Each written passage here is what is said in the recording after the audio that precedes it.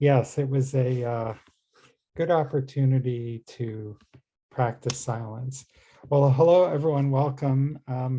For those of you who are used to coming late so you can miss the meditation, I'm sorry.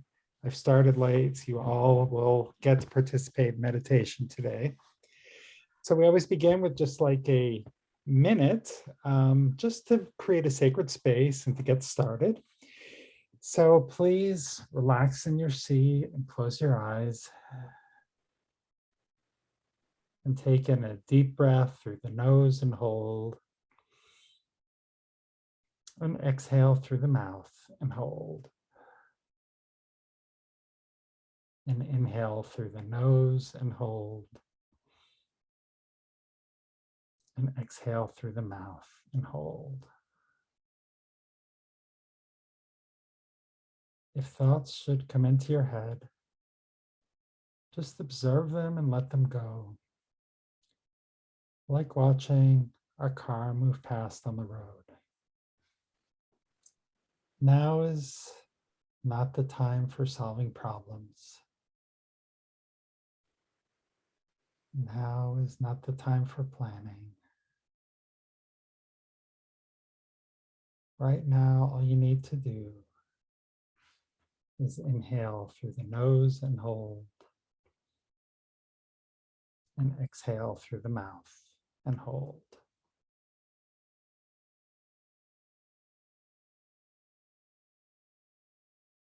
And on your next inhale, say to yourself, Shema.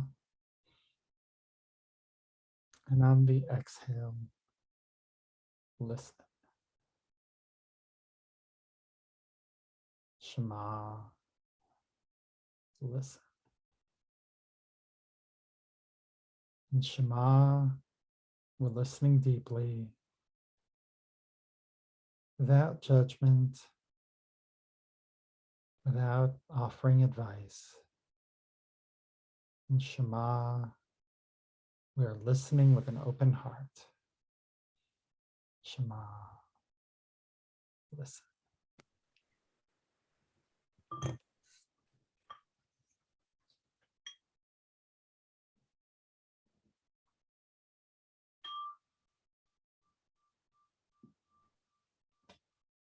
And when you're ready, you may open your eyes.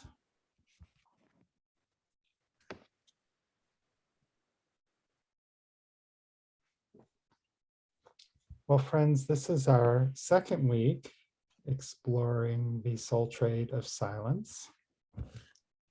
And to open us up,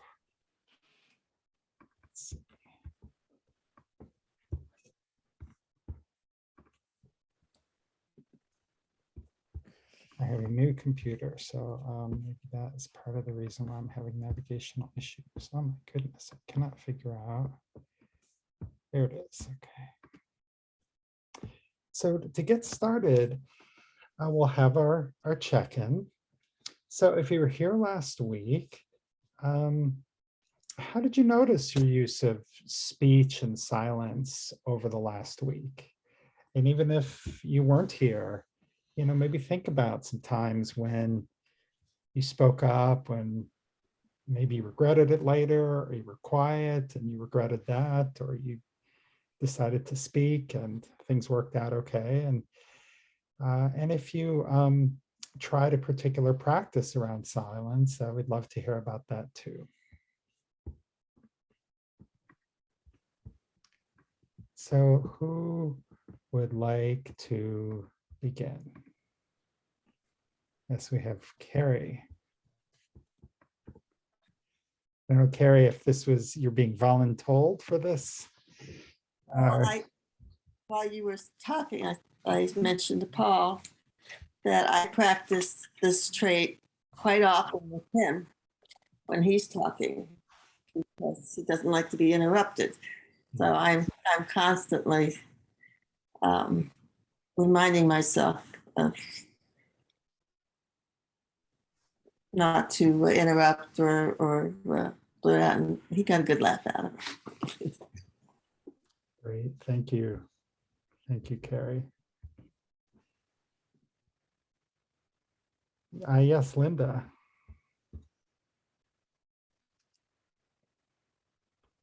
have Linda and then Bonnie and then Karen.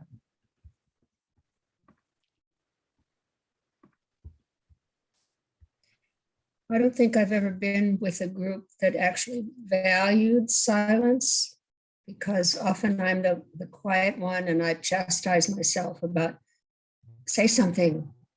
So I practiced saying something in a kind of a political activist group. And I was surprised at myself for speaking up. And it wasn't all that comfortable, but I felt like it was the right thing to do.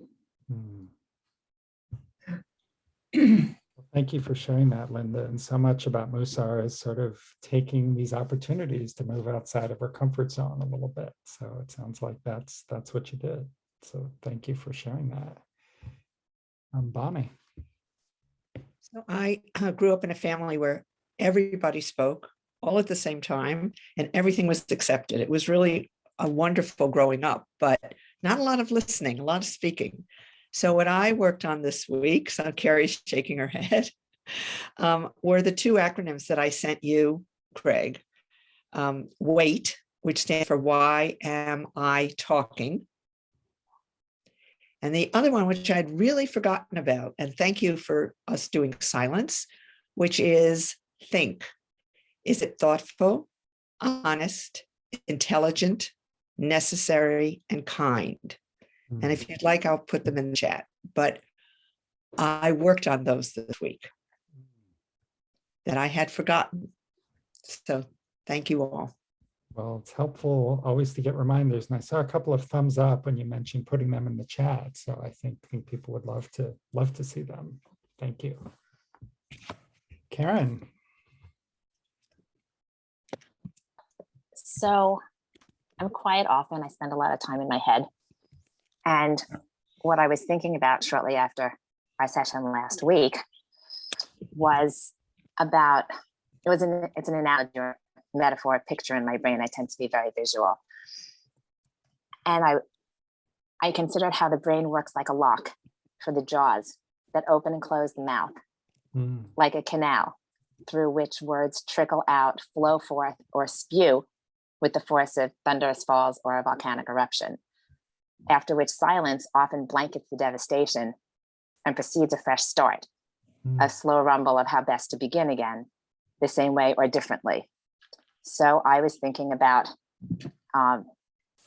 monitoring that flow of words when I have something to say, and noticing how after other people do, or maybe I do sometimes, there can be a silence, and then what follows the silence. So I think I was really paying more attention to the cycle of speech and silence. Thank you, Karen, and thank you for sharing that wonderful visualization. That's very, very vivid, at least to me. So yeah, that's very cool. Thank you. Marianne, is that your hand? Or are you just resting your arm? Well, I was just holding my hand like that, but I'll say something. But you were kind of like your arm was like this. So I was like, oh. So I was in a situation where a gentleman said several very dismissive things to me, and I thought it would be inappropriate to remain silent and not sort of stick up for myself. So that's what I did. Thank you, Marianne. So we'll have Hannah and then Martin. And then Joanne. Okay. So this week, I'm doing I do regular mindfulness practice. I wasn't purposely doing this one, but it completely fits, especially part of it was somebody in the group that I was in, this other group, mentioned doing slow-mo day, like slow motion day, doing everything. And when I tried that, I realized that I was hearing different things. I was listening better to my body instead of my brain constantly, sort of jumping back on the thinking train. There were all these things I hadn't realized I kind of suppressed to do with my body particularly, or in my emotions. So it was interesting to do what you said just now with the Shema, I was thinking, okay, that's listening can also be the other side of silence in the same way that, making sound or going forth with things can be this other side of silence. So yeah, listening more and doing that also with people, or doing my best to anyway, to stop and kind of go, am I listening too? So Thank you. Yeah, I love that slow-mo day. I'm facilitating a workshop on Sunday about listening across political divides or other divides. And, part of my training was when people start to get heated, it's like, okay, I'm going to come in and we're going to slow things down here, because when things get heated, they get much faster. And then the words become more pointed and hurtful and angry. And so, slowing things down outside of like the crisis point is great practice for that, and just a really good way to kind of listen more deeply and be more fully present in the moment. So love that idea. Thank you, Hannah. Okay, so we have Martin and then Joanne. Martin, welcome. If you could unmute, please.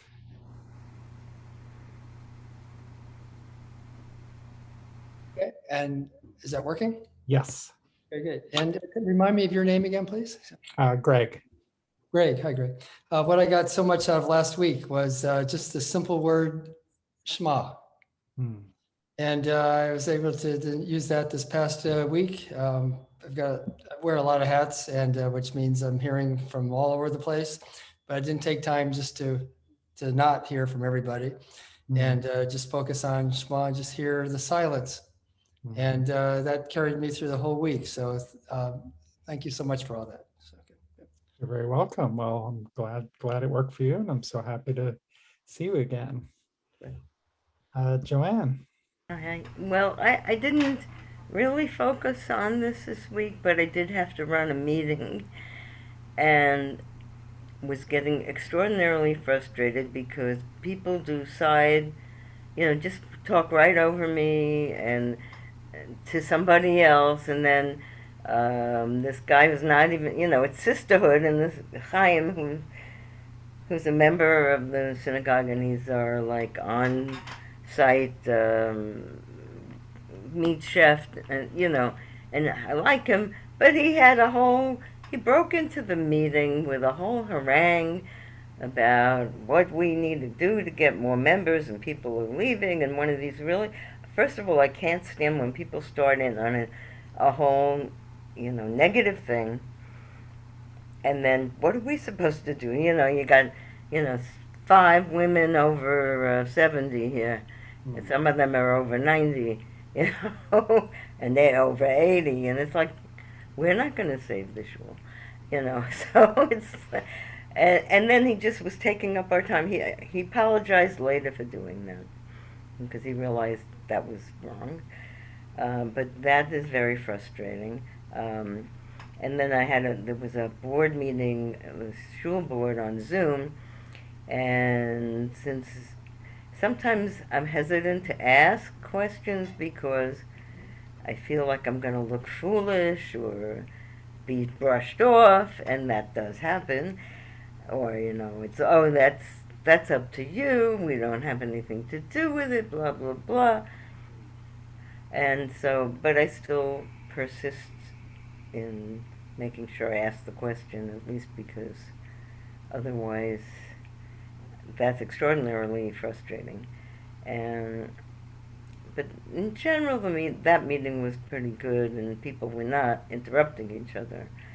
But as when I'm trying to chair a meeting and everybody's interrupting, that's really very vexing, to say the least.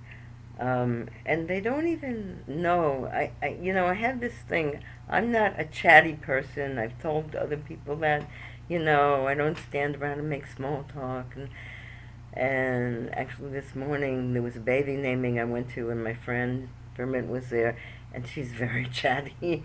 And I have another, go on and on and on.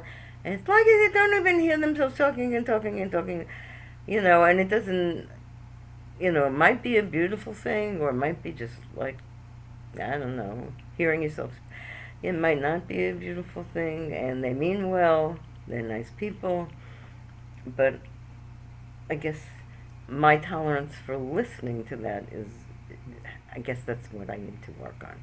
Because I'm very fine being silent by myself and just trying to listen, walk along, listen to the birds, and I'm so happy I can hear them. And I can't tell where they're coming from half the time, but just the chatter, ay vey, and also the disrespect in that. Maybe I'll do something with my next meeting, doing, like a moment of silence, Hmm. and just to tell them to be aware. That's a very interesting idea. Well, thank you for Yeah. sharing that. Well, I got it from you. So thank you. It sounds like a really vexing and rude thing that person did, and I'm glad that they It's more than one person. apologized. And Yeah, he was really awesome. yeah, it's and I think like later in the meeting we're going to look at like a list from a medieval Mussar book about like 5 different types of speech, and I think like a couple of them were encompassed in your story, because there's the kind of chatty, which, maybe isn't hurting anyone, but it isn't necessarily helping anybody either. And there's, very rude speech. And so, yeah, you got a real taste of a, The whole a 9 yards. smorgasbord of speech. Yeah, okay. Marianne. And then Harry. Yeah, I think that maybe, I guess, for me, it's not trying to be more silent. I'm taking it the opposite way. I did something several years ago where I listened very carefully to people, and then I counted to 5 and in silence. And do you know what the result was? They filled the air. I never got to talk. So for me, it's more because people often say that I'm a good listener. So for me, it's more taking up. It's back to that whole humility soul trait, not being this little and letting other people be like this. Mm-hmm. So I guess I did it the wrong way, but that's okay. Well, silence governs when we speak and when we don't speak. And so what you're talking about is, and the connection to humility is 100% spot on. That is, really a very Mussarish way to think about it. And it's good, also you're focusing on your own journey and where you need to grow. So that all makes a lot of sense. Chaya. If you could unmute, please. All righty. Actually, I just wanted to say I'm glad to be here, but I'm needing to leave early. And because I do have another one, I was curious because, okay, I'm speaking and I'm asking questions. I saw this is recorded. Is there a way to listen to, like, because I wasn't here last week, I don't know if I got a reminder or not. Maybe I missed it, but I just totally missed coming last week. So I just have a question of, I really like the idea, can I listen to this? Yeah, if you go to the American Mussar YouTube channel, I usually load them up, within a week. So last week's is uploaded. And on my weekly emails, there's a spot at the bottom where it says if you want a reminder on Thursdays, you can kind of click that. So if you go into, kind of go into the most recent email I sent, which I think was about jokes, if you look at the bottom, there should be an opt-in link, which can let you do that.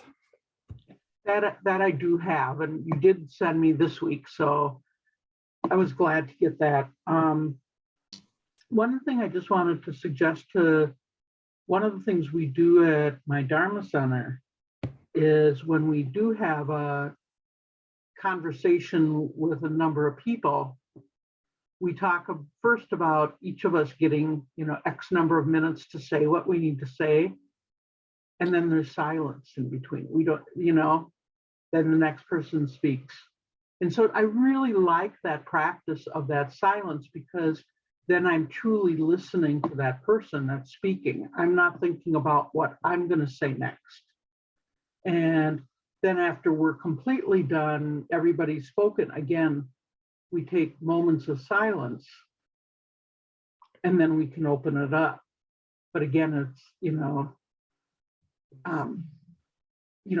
we use the Anjali Mudra, of course, to let people know when we're done or when we want to speak. But sometimes, maybe in a group thing, Joanne, if you guys had a way of marking, like, I want to speak, or, something to do. I mean, it might be a way. Yeah, But well, thank you. Thank you for coming, Haya, and for sharing that practice. Okay, we have Frank and Linda, and then Sarah. Yes, in our Havura has been going on for about, I guess, more than 30 years. And at some point, some of us kind of rebelled because there were people who had more quicker responses than the rest of us. And so for many years now, we have somebody who's kind of keeps track of who's next. And that really, again, it's a respectful way of conversation, because that means you know that you're going to be speaking, but you're after so-and-so. And that allows for more silence and more participation. So it's really what you do also, with you kind of exemplify that. I really liked what, still learning names, where is she? Where is she gone? The person Hannah, is it Hannah? Oh, yeah. Hi. Oh, no, maybe was it? It was Haya. Hiya. Yeah, it's Haya. Hiya. She had to leave. I like the idea of silence, a couple of seconds. Yeah, I like that. I think I would do well with that. Thank you, Frank. Okay, Sarah. Hi, where am I? So this conversation reminded me of a couple of times. For one, I did a silent weekend retreat a number of years ago, led by a Buddhist nun, and it was in Hidden Villa. And just so happens that I had to go to the emergency room in the middle of the night, and the women were sleeping in one bunk and the men in another. And we had to go, my friend had to go and wake up my spouse to drive me, and it was really interesting because some people always want to talk. But anyway, that was one thing that it reminded me of. And I did go to the ER, get treated, and go back to the retreat. But then the other thing I thought of in a different workshop that I attended was we used a talking stick, and actually passed the stick like we were, I've been on a number of different kinds of retreats, but I think that this was, we were sitting in a circle and people would talk, and when they were done, they could pass it to somebody. And that's, this is a really good topic for me, because I need to listen more and say less. Absolutely, without a doubt. So thank you. Thank you, Sarah. Yeah, I think it's so, a number of people have brought up, this phenomenon where some people just take up more space. They are just going to talk more, for whatever reason, or they're going to fill the silence, they're going to fill the gap. And there are a number of ways that when groups meet, we can structure things to create a container to kind of overcome that, whether it's the talking stick or agreeing to like some procedure, like, having silence and what have you. So let's dig in a little bit deeper. And wow, we got, covered a lot of ground in our opening. I want to spend just a second on, the spectrum of silence, because this came up a little bit in our opening, and we didn't talk about this last week. But like all soul traits, we have a place where we are today, and our goal is to kind of be in the middle, is to be in balance. It's not to have as much silence as possible. It's not to have as much speech as possible. So what happens when we sort of get towards one end of the spectrum or the other? What happens if we have too much silence?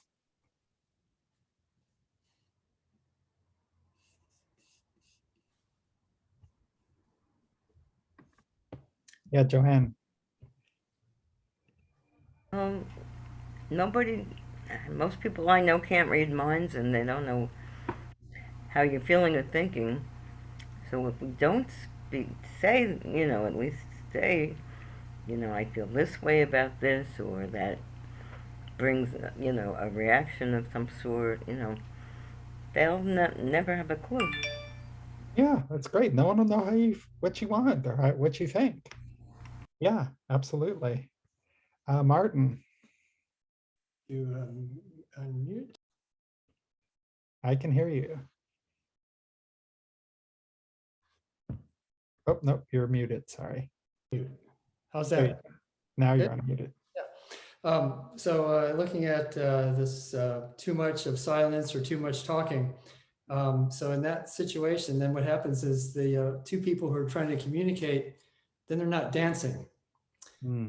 And to dance as a couple or to speak as a couple, again, you can't have a dominant one side or two, or not enough or too much. So out of balance, basically. So I kind of refer to it as like, well, are we dancing or not dancing? Hmm. And when people are dancing, then there's some more interpersonal communication that goes on. So Yeah, that's a wonderful metaphor for good communication. Jane. I think silence, and not only is it a matter of, no, other people won't know what you feel or think, but I think that in most instances, when people are speaking, they would like to have some response, even if it's just acknowledging, even if it's just it's to show that, I've heard you, not total silence. And so it also brings to mind a scene that I was in for an acting class. The play was No Exit. And I thought after I was with an experienced actor, and it was, instead of no exit, it was no response. I would say my lines and there's absolutely no response. And I think it's like that in life too. You want some response.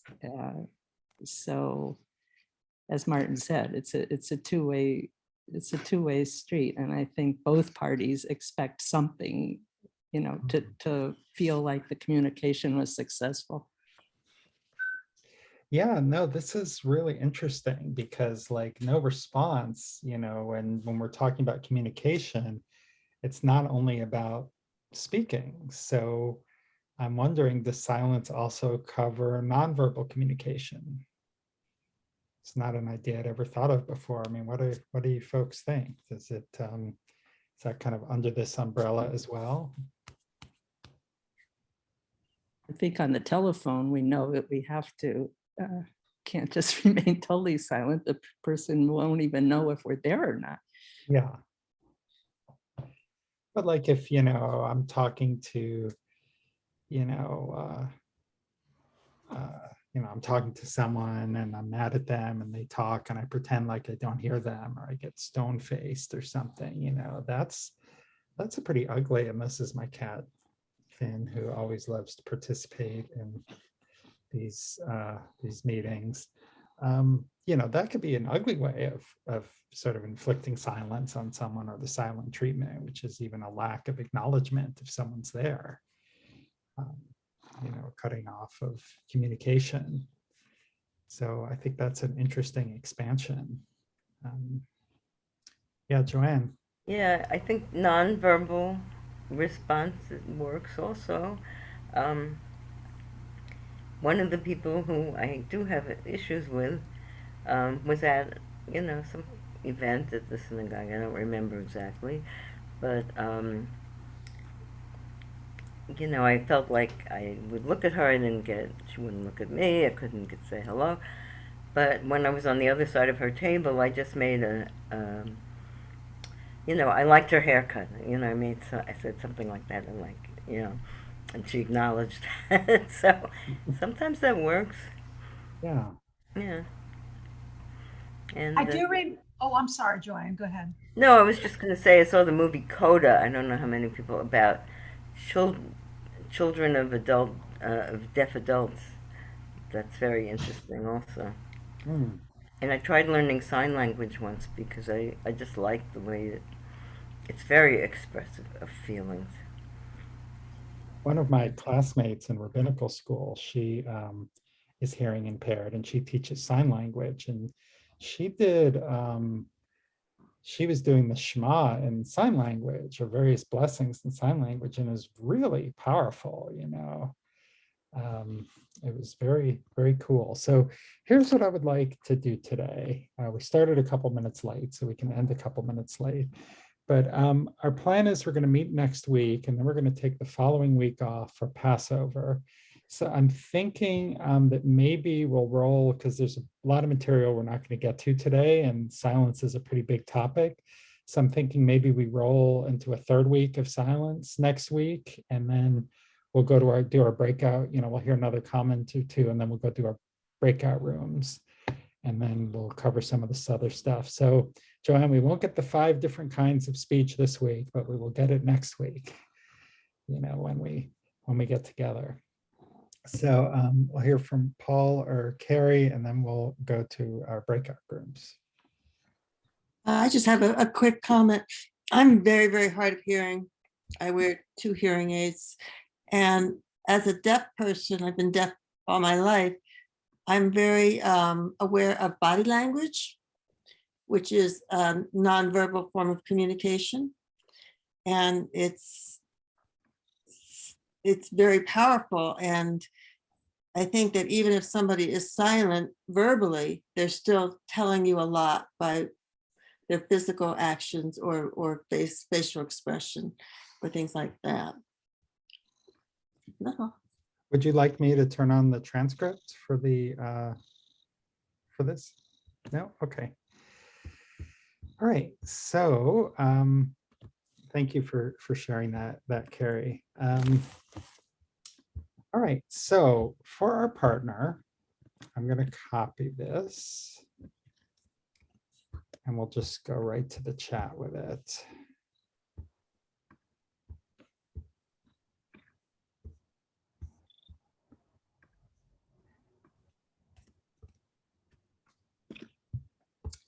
So the question for the breakout room is, in the Mishnah Torah, Maimonides offers some strategies if you need to rebuke or admonish another person.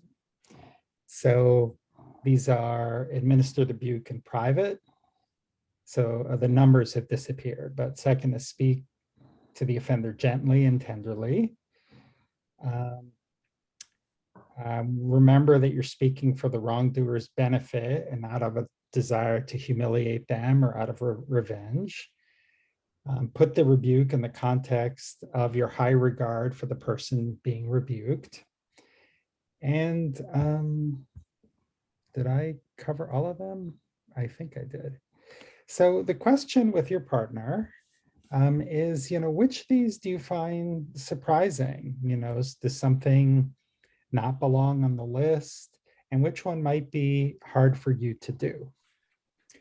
So I'm going to open the rooms, and you should see something on your screen saying join breakout room.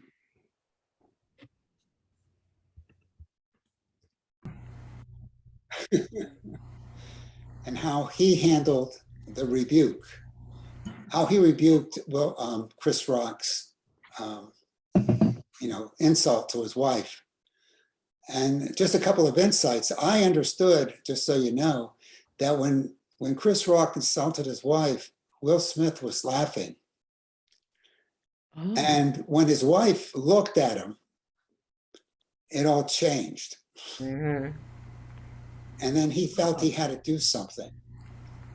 But the beauty part of this, which I now appreciate, was Chris Rock's silence after the rebuke, who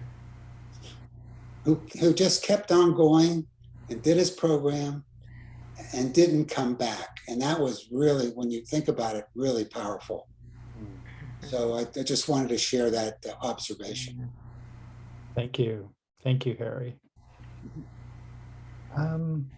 Okay, who else had some insights about rebuke or the role it's played in your life, or what was,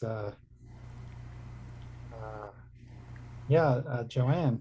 Well, we were also talking about how, if you have something to say, along with Maimonides, it should be done gently and in private, not with anyone else there. And something to keep in mind. And also, Janet was mentioning, and I think you've mentioned this before, that Ben Franklin had some program that was sort of similar to Mussar. I don't remember. But anyway, we were talking about rebuking and silence. And we talked, At the end, I'm happy to talk about Ben Franklin. But yeah, Okay. there's something very powerful about sort of doing things in private, and I'm in school, and there's certain times things happen in class or someone says the wrong thing, and some people just, start going off on that. It's like, whoa, hey, you're in rabbinical school here. Can we have a little Maimonides review? And I just have to say, from a practical standpoint, I've had professors who said things that were really, I thought a little off. And boy, when I've reached out in private to have that conversation, it goes much better than just sort of creating a firestorm in the middle of class where people get defensive, and it's really, so in addition to being kind of the menschy thing to do, I think from a practical standpoint, it works better. Linda. I think it's good to be able to differentiate what things should be said in private if you're going to do it, and what things should be said in public. If it's a personality quirk, somebody said something that was not kind, I could see taking them aside. But if it's something blatantly racist, anti-Semitic, I know it's really hard and I don't always do it, but it seems like other people should know that you were uncomfortable with what they said. Yeah, thank you, Linda. And maybe extrapolating, it's almost like there is a harm caused by the silence in those cases, that where we need to, we need to speak out if there's some injustice or some real hurt that needs to be addressed immediately. Thank you. Other thoughts?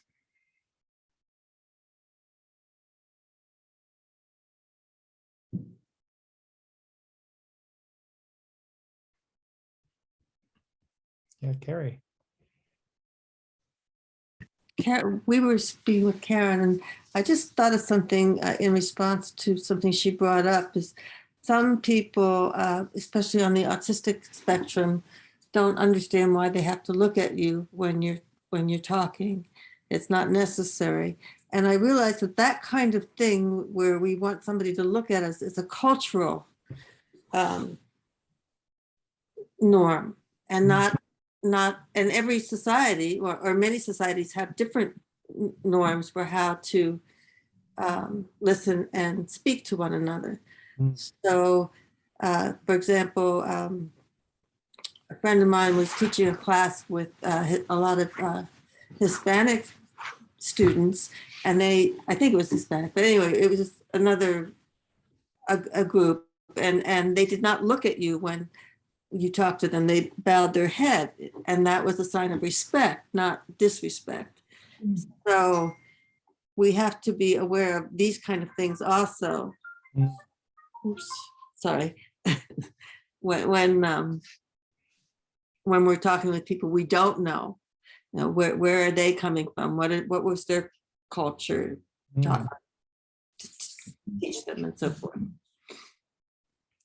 Yeah, That's it. thank you. It's that fits really well under this kind of expansive view of silence is to take in communication and the nonverbals and the cultural cues and people's, you know, where they are on the neurodiversity spectrum. All of these things, you know, sort of impact our body language and how we communicate, when we communicate. And it's yeah, no, really, really interesting connection.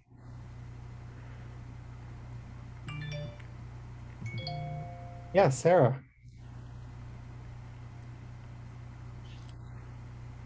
In our group, I talked about the volume of the voice and also the tone, because I guess those are some of my challenges. And, you know, when you're communicating something that's might be potentially difficult for others to hear, you know, the tone and the volume of your voice really makes a difference. And I mean, I think that it's not even if you're communicating something difficult. I just think in general, for communication, tone and volume is an important aspect to consider. You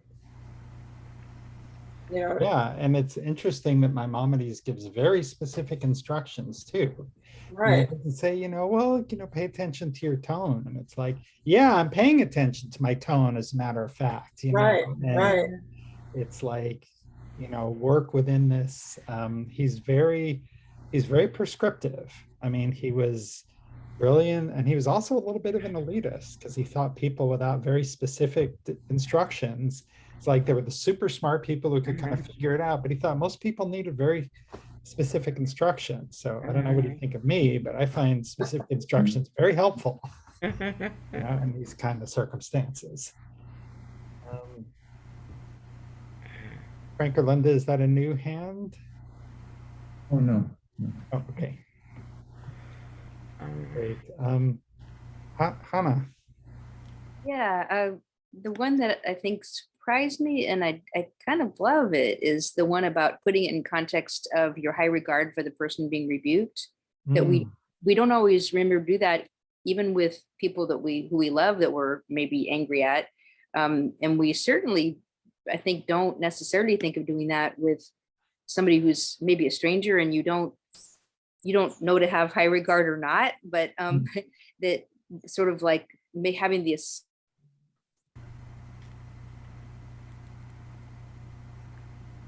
Oops. And I think you froze. You were on a roll. Well, we hope you make it back, but it was reminding me of in Pirkei Avot, it says always judge someone to the side of merit. So if we don't know the person and we say, okay, well, I'm going to treat them with high regard, even if I'm just getting to know them. I feel like that was in. Hannah, you froze. It looks like you're back here. Right. Yeah. The only other part of that point was that that if you think about this as helping the other person find their better angels, which goes along with the part just before it about it being for the other person's benefit, that and they brought up about this guy Daryl Davis, who is kind of a Klan whisperer. He's a Black man who goes and talks with Klan members and you know, changes their minds. Oh, I heard him on a podcast. He was incredible. Right. Yeah, my Mussar Heverta sent me. It's like, I can't remember the name of the podcast, but this guy is. You should put his name in the chat because it's really worth. From Linda and Frank, who the ones who told me about, who gave me the name. I'll put it in there. Let's see. I'm spying this, right? We are just about out of. Correct me if I have the name wrong, but they're okay. Daryl Davis, yeah, he's worth doing a search for him and podcast interview, or he may have books or other things, but he's really an amazing person. Joanne, I saw your hand. We'll give you the last word and then we will do our closing. I don't think I remember what I was going to say. Never mind. Okay, well, that's sort of fitting in our week on silence. All right, so, well, we usually do a guided meditation to close. Today, we'll just do a silent meditation to close our group. So once again, please get comfortable in your chair. Taking a deep breath, a slow exhale. Allow your mind to settle into silence.